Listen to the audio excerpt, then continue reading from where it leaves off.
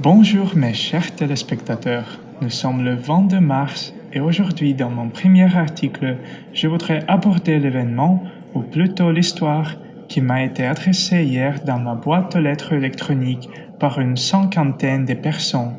Yuri, veuillez exprimer votre position et soutenir le blogueur letton Kirill Fedorov qui a été arrêté il y a quelques jours pour haute trahison et espionnage pour la Russie. Et cette raison réside dans le fait que l'homme avait un point de vue particulier sur l'opération des forces armées russes sur le territoire de l'Ukraine et qu'il s'est rangé du côté de Moscou. Aujourd'hui, en Lettonie précisément, cela est considéré comme une trahison.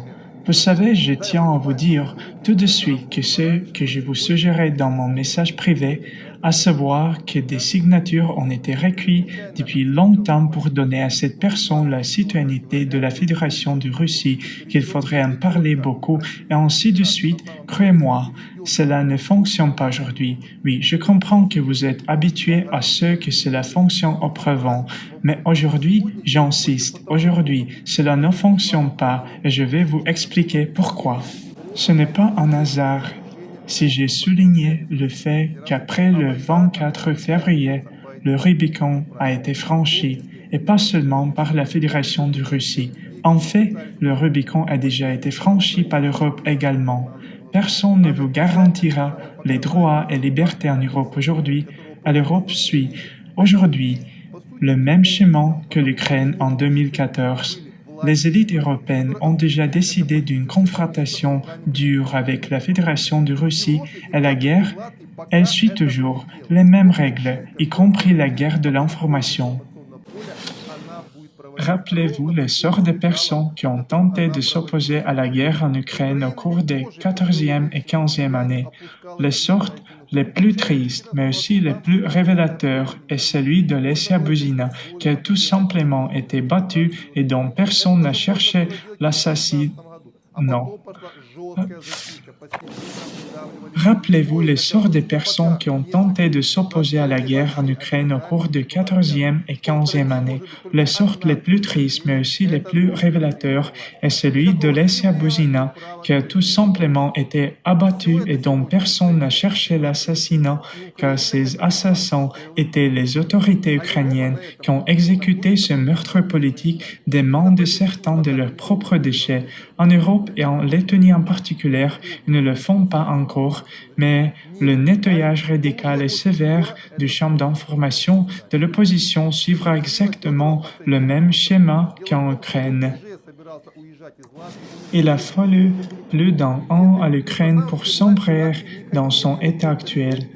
En 14e année, il y avait encore quelques échanges d'opinions. Il était possible d'argumenter quelque chose, de faire valoir son point de vue, d'essayer de le défendre. Il était même possible de le faire au cours de la 15e année, mais une purge brutale a ensuite eu lieu, éliminant progressivement toute dissidence jusqu'à ce qu'il y a quelques jours, il soit officiellement annoncé qu'il ne pouvait y avoir qu'un seul point de vue dans le pays, celui des autorités. Il ne peut y avoir aucun mouvement vers la gauche ou la droite. Tout cela est maintenant interdit en Ukraine, et l'Ukraine est sur la voie de cette interdiction depuis 8 ans, alors que l'Europe n'en est qu'à la première étape de cette voie. C'est pour cette raison que jusqu'à présent, aucun des leaders de l'opinion publique qui exprime un point de vue différent qui n'est pas similaire à la ligne officielle n'a été tué, mais très bientôt, cela pourrait aussi devenir une réalité et Kirill Fedorov a été emprisonné avec défi. Le fait est qu'il était sur le point de quitter la Lettonie, ses billets avaient déjà été achetés, ce qui signifie qu'en fait les autorités lettonnes ne voulaient pas seulement l'expulser du pays. Kirill Fedorov devrait devenir un leader d'opinion publique emprisonné, afin que son exemple n'apprenne pas aux autres à avoir un tel point de vue. C'est un point très important car si on vous dit qu'il aurait pu partir, non, il n'aurait pas pu partir. Il voulait partir, mais il ne le laissait pas faire. Il a simplement été pris et manifestement emprisonné pour avoir eu un point de vue différent. Si quelqu'un vous dit le contraire, c'est un mensonge et anti-cynique. Et cela se passe aujourd'hui en Europe, dans un pays de l'Union européenne, dans un pays membre de l'OTAN. Alors, je vous le dis tout de suite, les gars, ne vous faites pas d'illusions. Personne ne libérera jamais Kirill Fedorov, ni le ministre russe des Affaires étrangères. La seule chose qui puisse arriver est qu'il soit échangé contre quelqu'un d'autre, si le gouvernement l'étend le juge possible. En fait, il est déjà aujourd'hui un prisonnier de guerre sur le front de l'information. Et la même chose arrivera aujourd'hui à tous ces blogueurs, à tous ces leaders d'opinion qui essaieront d'exprimer un point de vue différent du point de vue officiel, parce que dans tous les pays européens, le régime russophobe s'installe progressivement.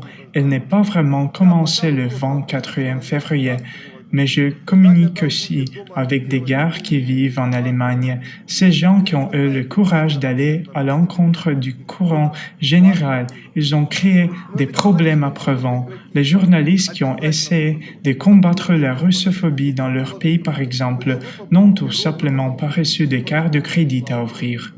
Imaginez ce que c'est que de vivre en Allemagne sans carte. Ils ont été poussés hors du pays en douceur, et dans ce cas particulier, comme je l'ai dit, ils ont réussi. Aujourd'hui, la guerre est entrée dans une nouvelle phase, et par conséquent, les actions des responsables européens sont beaucoup plus dures. Oui, bien sûr, Kirill Fedorov devra être sauvé d'une manière ou d'une autre, mais j'insiste sur le fait que je pense que le seul moyen de le sauver est de le changer contre quelqu'un d'autre. Une décision politique a été prise à l'égard de Kirill Fedorov et aucune liberté d'expression, aucun droit de l'homme, y compris en Europe, ne peut l'emporter sur une décision politique. Oui, l'Europe entière ne se soucie pas de ce concept et c'est depuis longtemps. Il n'y a pas de liberté d'expression et droit de l'homme en Europe, ou plutôt, seuls ceux qui agissent strictement selon des règles écrites qui viennent d'en haute liaison. Pas à gauche, pas à droite, vous n'êtes déjà pas fiable. De pas à gauche, de pas à droite, vous êtes déjà un ennemi de la société. 3 pas à gauche et à droite, vous n'avez plus aucun droit. Et si nous regardons à nouveau attentivement sous ces angles ce que l'Europe se transforme aujourd'hui, nous verrons que l'Europe se transforme progressivement en Ukraine aujourd'hui. Et cela, malheureusement, ne fera que continuer à grandir. Par conséquent, toutes les personnes qui vivent aujourd'hui en Europe réfléchissent à 3 fois lorsque vous exprimez votre citoyenneté active. Oui, tant que vous êtes une personne ordinaire, vous ne serez pas touché. Oui, lorsque vous êtes chez vous à faire campagne pour une opinion ou une autre, vous ne serez pas touché. Mais si vous devenez un leader de l'opinion politique, comme l'était Kirill Fedorov, vous ne serez pas laissé seul. Mais cela ne signifie pas que vous devez cesser de vous battre. Vous devez vous battre car si vous vous arrêtez, si vous déposez les armes, l'Europe suivra exactement le même chemin que l'Ukraine et sombrera dans le nazisme parce qu'elle n'aura aucun autre moyen d'affronter la vérité. C'est pour cette raison que dans quelques jours, comme je l'ai déjà annoncé plus tôt, je lance un nouveau projet d'information qui devrait fonctionner pour l'Europe, qui devrait expliquer aux Européens ce qui se passe réellement en Ukraine aujourd'hui et ce qu'ils devraient craindre en premier lieu afin que Dieu ne veuille pas que l'Ukraine, telle qu'elle est aujourd'hui, ne devienne finalement une réalité dans leurs différents pays. Parce que les Ukrainiens, lorsqu'ils sont allés à Maïdan en 13, ils ne pensaient pas non plus à ce qu'allait se passer. Ils pensaient que ce serait différent pour eux. Entre-temps, le pays avait déjà été condamné à la guerre et à la destruction.